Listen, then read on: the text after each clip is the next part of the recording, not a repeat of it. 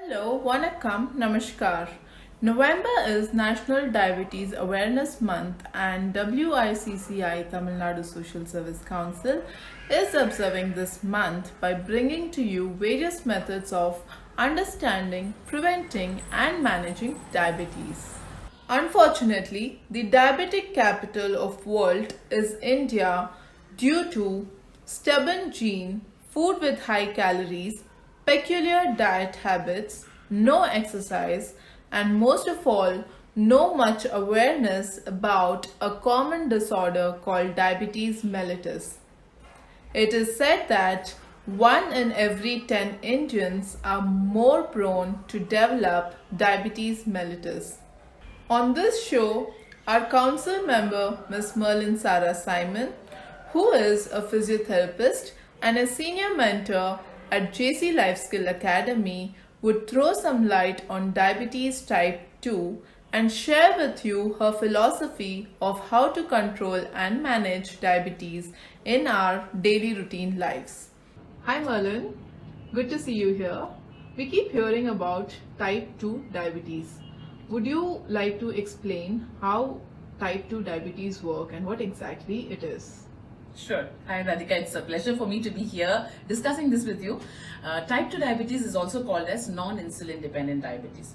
Okay. To explain in a very simple manner, let's imagine a hotel with a long corridor. Right. Okay, and which has rooms on either sides. Okay, all of us have been to an hotel, so we can always imagine a floor with a corridor and a lot of rooms on either sides. So these rooms can be compared to the cells of our body. Okay, and the corridor can be compared to the blood system, that is the circulatory system of our body. Okay. Right. When we eat food, the food gets digested. It's broken down into simpler forms, and it's the cells convert this small form, which is glucose, into energy, which is needed for the functioning of the different parts of the body. What happens when there is a lot of glucose coming inside?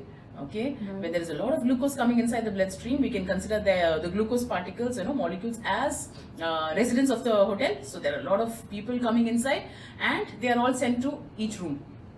Okay, and what happens sometimes? Often we get to overeat, and there is too much of glucose and too many people inside the corridor. The corridor gets jam-packed. So immediately what happens, there are usherers who come in and they knock the door, they say, okay, please let this resident in.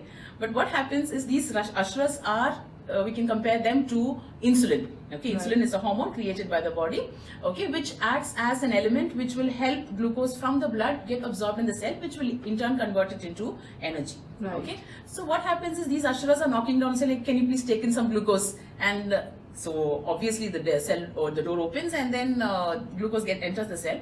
Right. After a moment, when the cells are packed and they don't need any more glucose, what do? They can't get inside. The cells are full, the rooms are full. So even though the usherer keeps knocking, the cells don't open. Right. So what happens? This is called insulin resistance. So even though there is insulin, which helps in transporting the glucose to the cells stop listening to the usherer. So what happens? There's a lot of glucose inside the bloodstream, and that is called diabetes when there is too much high levels of blood sugar, that is glucose, in the blood. Okay. So what happens? Our body, that is the organ which secretes insulin, which is called pancreas. It doesn't know. So it thinks that there are not enough usherers. Right. So it will send more. It will say, okay, please go in and help. And then they come in. Still, the glucose levels are going to be the same. Right. So what happens in this case is there is no insulin. This is insulin resistant. So it's non-insulin dependent. So this is type 2 diabetes. Sometimes it's also called delayed onset diabetes because this is found only in people, it's not found in children. Type 1 diabetes is common in children. And at one point of time also, this diabetes can also occur when the insulin production is not sufficient. Right. So this is the basic understanding of type 2 diabetes. Thank you so much, Merlin. This is a great example. I think all of us would know diabetes too very well. Thank you. So Merlin, diabetes is very common in every people around the world. So what is your philosophy of prevention and management? Because type 2 diabetes is the most common kind of diabetes in the world. Yeah, sure, Radhika. What happens for me, diabetes is a state where our body loses the equilibrium. Naturally, when we are born, we are built with a natural state of equilibrium of all the different systems of our body. It's like a huge factory with a lot of machines which are all, connected to each other. So when one machine gets flipped off, there is a problem with the others, and then there is a state of imbalance. Yes, thank you. So there's a state of imbalance. So what happens is diabetes is a state that way, and there is just not one approach to it. It has to be a holistic approach to managing diabetes. I personally believe in the 4M approach. When I say 4M, the first one is medication, the second one is meals, fourth is movement, and third is movement, fourth is meditation and mindful practice. So these are the 4 M's that it's easy to remember. Yes. So the first is medication. You have to check with the diabetologist or your doctor, and whatever medication the doctor prescribes, I think it has to be followed. Any alternate medicine that you might want to try, you might want to take, should be in consultation with your regular doctor. Yeah. So that is something that is important, and I'm sure there is, you've had Dr. Mohan talk earlier about this. Yes. And he has given you a lot of information on how to manage diabetes. Yes. And the second one is meals. Okay, so the meals and movement, and the fourth one is meditation and mindful practice. The last 3 of them can also be used to prevent diabetes. Not only manage, but prevent and also manage diabetes. So when you're talking about meals, we have to eat right, we have to eat the right quantity, right balance. Again, it's all about balance and equilibrium. So that, again, I'm sure a nutritionist is going to come and talk to you about it. Yes. Okay, I can talk to you about movement. So the third one is movement, where the body has to move. Okay, we can talk in detail in the next few minutes. Right. And the fourth is meditation and mindful practices. That is also very, very essential for managing diabetes, because with meditation and with meditation, we can really hack the system into functioning really well, hack the hormones. We can do wonders with meditation. And of course, mindful practice is important in everything, right from taking medications to eating, mindful eating, to every, living as such. It's very important. So this 4M approach is my philosophy of managing diabetes. This is such an interesting topic that you've made. Thank you so much to make it interesting for us to understand easily how to prevent and manage diabetes. Thank you. My pleasure. My pleasure. Merlin, you told me about 4 M's, out of which third M will be taken care by you, which I think it is movement. Please tell us more about third M, which is movement. Sure. So when I say movement, I told you earlier that our body is like a factory which has got a lot of machinery interlinked. Yes. So let's assume a machine is just not working, and it's quite, one machine is not, you're not putting one machine to use, and it's just sitting idle. What happens eventually? It gets rusted. It gets rusted, and slowly all the parts that's interconnected with it also gets, slowed down, and the entire factory collapses. So Right. that's what happens to our body, when we are not using any part of our body, which means that it's going to get rusted, not literally, but yeah, it's going to get rusted, and it's going to slow down its function. Not only that part, but also of the other parts. Right. Because each and every part of our body is interlinked. So that's why it's important to use every part of our body, including the eyes, even like, blinking, it can sound so silly, but frowning, everything. That's why when we express our emotions, we have all the muscles that are in our face are, acting, and Yes. every part is important. So movement is something very, very essential. People call, sometimes diabetes as a lifestyle disorder. Right. So the best way to manage is to manage our lifestyle. How? By becoming very, very active. That's one way of managing diabetes. I'm not saying it's a cure, but to handle, avoid diabetes onset, those who are pre-diabetic, who have high risk for diabetes, to prevent the onset of diabetes, and to manage your diabetes if we already have, movement is essential. So when I say movement, there are 2. One is exercise. Okay, so we do exercise, which is important. All of us do exercises. These days, there is so much of awareness, on exercise, and there is also non-exercise. Okay, there is something called basal metabolic rate. Okay, so what happens is, imagine you're not moving at all, You're just lying still. Your brain still functions. Right. Your heart still functions. There are so many functions that's happening in the body. Your digestion is working. Yes. So a lot of things are happening for that, which there is a need for energy. Right. So body, whatever we eat, body does use that for some energy. And we also have something called exercise induced. So whenever we exercise, there is a lot of need by the muscles for energy. So it uses the food that we eat. Okay, so that is exercise. And there's something called non-exercise. So what happens here is all the small movements that we do. Right. It's very, very essential. People often forget this. I would like to highlight and talk more on this because we talk about food, we talk about medicines, we talk of exercise, but there is one more element which is movement, which is very, very important, and that contributes majorly to management of diabetes. In addition to your regular, walking, say 30 minutes of walk 5 times a week. That could significantly reduce the risk of diabetes for pre-diabetics and also significantly support the management of diabetes for those who already have. And there is the other part which is the non-exercise related. But what is non-exercise related is when you do any activity which is not considered as a voluntary exercise. Okay, like you're walking, you're gardening, you're taking the dog, you're taking the flight of stairs instead of taking the lift. All these are small lifestyle modifications which are essential to talk or to tackle this lifestyle disorder that's diabetes. That's a very useful information. Thank you, Madam. Thank you. So you spoke about non-exercise activities like walking, cooking, taking the dog out, or probably gardening. So tell me, how does these activities help maintaining the sugar levels? As I told you earlier, sugar is the source of energy for our body to perform the various activities. Right. So what happens is for the body to perform the activities, it consumes sugar, glucose, which gives the energy for the body. Right. Okay? Non-exercise, activity thermogenesis. It's also called as NEAT, N-E-A-T. So I always say bet on NEAT because non-exercise activity thermogenesis is all the activities put together that we have to use. That is actually natural in our body, Right. in our way of living, which we forgot, I think, over the past few decades. Which has contributed to the increase in this pandemic, if we can call it, which is diabetes. Yes. Okay. What happens in NEAT? This NEAT is non-exercise activity thermogenesis. What happens is whenever you're walking, you're taking the stairs. Okay, there is a lot of energy that's getting accumulated. It's the cumulative effect of exercise. It's not just the 30 minutes of walk that you do in the morning, but throughout the day. We'll have to know if you're sedentary or if we are active.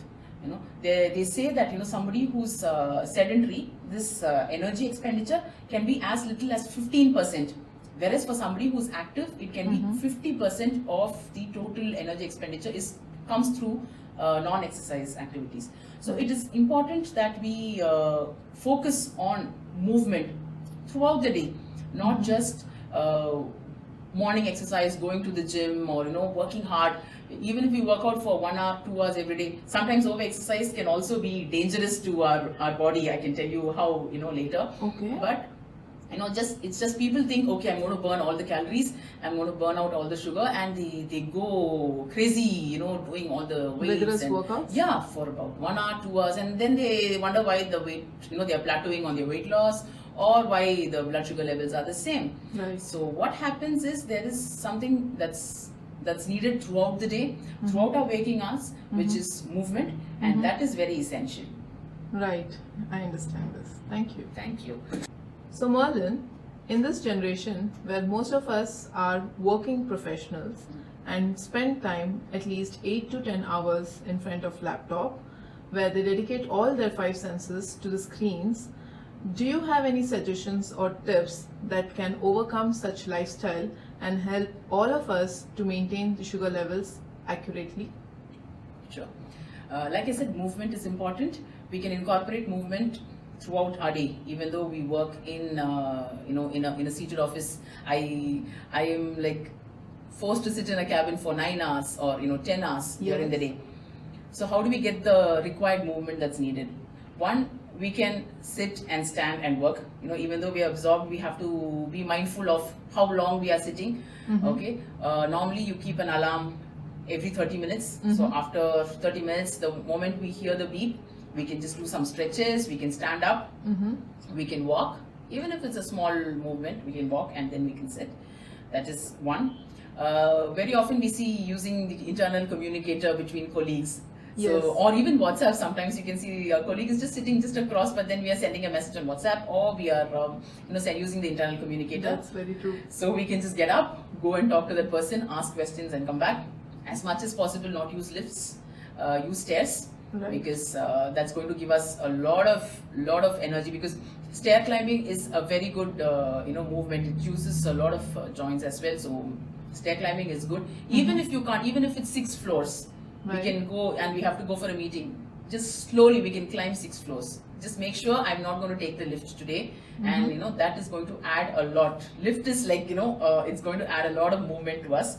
Right. And you can also find friends who like walking. So you can walk after lunch. We can take a small stroll before lunch. After lunch, take a small stroll around, talking to them.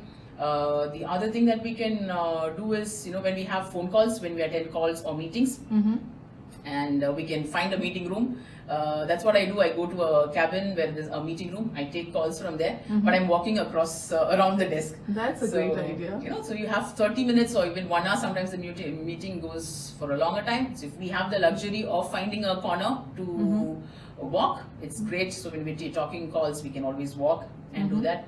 We can sit down and stand up. There are some offices which give us the sit, stand, desk option. So that gives us a lot of flexibility to sit and work, stand and work. Yes.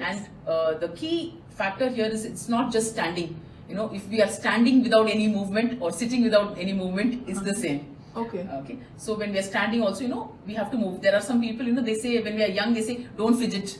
And in fact, people who fidget seem to burn more calories than people who don't fidget. Yes. So if you see somebody, fidgeting, tapping, and shaking their legs, and Right. we consider it so impolite, but actually that is all part of movement. They all add up and give us this advantage of movement to tackle diabetes. That's amazing. With this conversation of ours, I remembered a scenario where I saw an elevator leading towards the gym. Yeah. Unfortunately, people go to the gym and then they're working hard, but then they can't take a flight of stairs. Yes, and the gym masters are also so Yeah. intelligent to have an elevator towards them. Yeah. Even if it's 1 floor. Even if it's one floor, yes. Thank you so much, Balin. And these tips, I'm sure any one of us can easily, incorporate in our daily lives and much be useful. Thank you. Thank you. So there is a trend of counting steps and how active you are. Like there are gadgets which do count steps, and there are few apps in our phones that helps us in understanding how active we were. So tell me more about this technology. Is it really useful? So the magic number here is 10,000. Okay, so that's the magic number. We say 10,000 steps per day. Okay. Okay, so if this exact 10,000 number is valid, not valid, it's to be proved. But movement is important. So as I told you, Right. this is just an indicator of how mobile or sedentary you are. So as such, this gadget, as per se, it can be helpful by means of giving us feedback Right. on how we, how active we have been during the day. Yes. So this is, I think, if we use it well, this technology is a boon. We use the phone for so many things. We're watching a Netflix, sitting down and watching it for an hour, 2 hours, without any movement, because we are like so drawn into it. Then we can use the gadget for that, which is bad for our health. I think using this, Yeah. which is good for health, our step calculator is good. Even though there's a lot of hype around it. And there is also a lot of arguments if these steps are, if the gadgets are accurate in calculating the steps or not, because, I had a watch and Right. I was taking the train and then it showed some 20,000 steps and I hadn't moved, I was just in the train and I think, I don't know how it calculated. So even though there are a lot of, questions around the use of these gadgets, Right. but I think it's very important to use some mechanism or gadget, if technology is using, to see how active we have been. Right. 10,000 step is ideal, but if we can't, everybody can't be there. So the best way is to identify what is your baseline. We can definitely use a an application, a watch, or an application on your mobile, and we can see how much we have, how many steps we have walked, and it can be a baseline, and slowly this can be increased. For some people it is only 200. I used to walk earlier, I used to take the public transport to go to office. And when I used to take, it would be like, I would have done about 5,000, 8,000 steps. Right. I would enter into the office, and when I come out of the office, it would be 8,500 steps. So Wow. which means that out of 900, 9 hours, I would have just done 500 steps, or sometimes even 300. So Right. that's the feedback that was important for me. And I said, oh, I've been sitting idle like for so many hours in a day. Yes. So that's feedback I think is important for all of us, which will help us which will remind us, I can say, to be more active. So if we are not able to reach that 10,000, and it's just a number, because everybody talks of, oh, I've done 10,000 steps, so that's just a number. But even if we are able to do only 5,000, slowly we can increase, 500 steps a week. Right. And what do we do once we reach the 10,000 steps?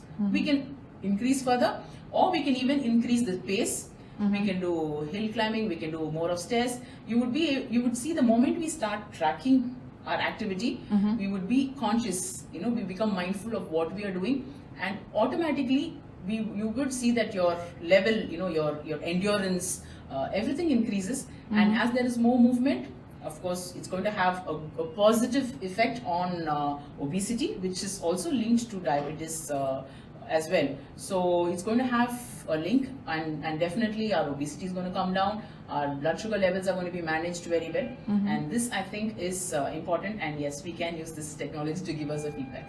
Thank you. Because you said movement is necessary, so do you recommend rigorous workouts or excessive movements to maintain the sugar levels? There's a catch here. Yes, movement is important. Exercises are important. But as we know, too much of anything is also bad. Too much is too bad. Yes. So sometimes, our body perceives vigorous exercise as a physical stress. Okay. Right. Like how we are, with chronic stress at work, or when Right. we have excessive stress at work, when we call mental stress or physical stress, Right. there are some hormones which are secreted in the body. One such is called cortisol. Okay, so what this cortisol is, our fight or flight hormone. So the moment, imagine we are like, our car is about to hit somebody or get into an accident, it's the reaction that we get. Okay, so that's caused by this hormone, that's cortisol. So this is only for a temporary. What happens is it should be an immediate reaction. The cortisol is secreted, and all the glucose is rushed to the organs so that it's ready for movement. It has to run, or it has to flee, it has to fight, okay, for that. Right. But what happens when there's a constant, this stress level is also the same when there is a stress in the body, which is caused by heavy workout, for long periods. When it goes on, this cortisol level continues to be in the body. And Right. what happens, what it does is, it does not allow insulin to be absorbed. And there's a flood, it doesn't allow insulin to work, so that there is a lot of blood glucose available for whichever organ which is needed. So when there is a high level and prolonged stress, physical stress, as in when we are exercising, there could be an increase in cortisol, which could be harmful. So that we have to be very careful. So the best way to do any of these approaches, whatever we are doing, whether it's exercise or medication, is never to rely on yourself. Please go discuss with a professional to plan which exercise, what is the amount, what type, duration, everything as per your body type, because each individual is different. All of us are differently made. All our personalities are different, our work styles are different, our food habits are different. So this holistic management has to be done based on all these factors. So just listening to somebody, like even our discussions, and just blindly following that is a sure no. You will have to discuss whatever you are planning with your practitioners, with your doctor, with your nutritionist, with your physiotherapist. The other thing that I would suggest is movement is definitely good, because we are naturally made for it. Whatever work, we have to avoid sedentary lifestyle. We have to keep moving. That is definitely good. That's not going to cause any harm. But exercising per se, focused exercising as in a gym or any other exercise like HIIT training or cross workout, anything, you will have to discuss with the practitioner and then follow it, because there is also this danger of lower blood sugar if you're taking medications. So your doctor will definitely tell you how to go about it. But we can definitely manage diabetes. Thank you so much. Thank you. This was a great show, Merlin. Thank you so much to come on board and share so much of valuable inputs and so many information about diabetes type 2 My pleasure, Radhika. Thank and you. the prevention and management of diabetes. So we are concluding the show. Before we do that, would you like to tell us something like a takeaway point from this show? Yeah, I would like to say just one thing. Yes. It's very common. People say that all the time, since generations, prevention is better than cure. Yes. So we will have to aim at preventing the onset of diabetes, especially in this generation where the food is, so much of our food is processed. Our environment is stressful, and we have a sedentary lifestyle. So that is something that is very important that we have to think of. Prevent diabetes. Do the regular checkup to monitor what the blood sugar level is. And it's like, even though we don't have diabetes, it is important for us to keep that monitoring on. And the other thing would be to see what we are eating. And the next one would be to, as I told you, keep moving. I would also suggest, a typical day, how should it look like is like, we get up in the morning, we are active, we are not lazing around. We go for a small stroll in the morning. It doesn't have to be a vigorous exercise inside the gym. On the terrace or outside where we get a lot of fresh air, sunshine on the body is very, very important that we forget. Just being inside the room all the time is not good. So a lot of fresh air and a lot of sunshine is important. So morning we go out, we go for a stroll. All that is going to calm down our nerves and also help us to be moving and gives us the energy for the rest of the day, so that we are not lethargic and sitting on the couch, but we are moving and we are vibrant. So I wish all of you a lot of good health, and thank you so much, Radhika, for doing this show with me. Thank you. Most welcome. You have a good day, Merlin. Thank you. You too. We hope we could bring to you some useful and important information about diabetes. And we also hope that you shall follow the 4M philosophy of Merlin to prevent or control diabetes. On behalf of WICCI Tamil Nadu Social Service Council, this is Radhika Dhruv wishing you a great health. Thank you for joining us. Namaskar.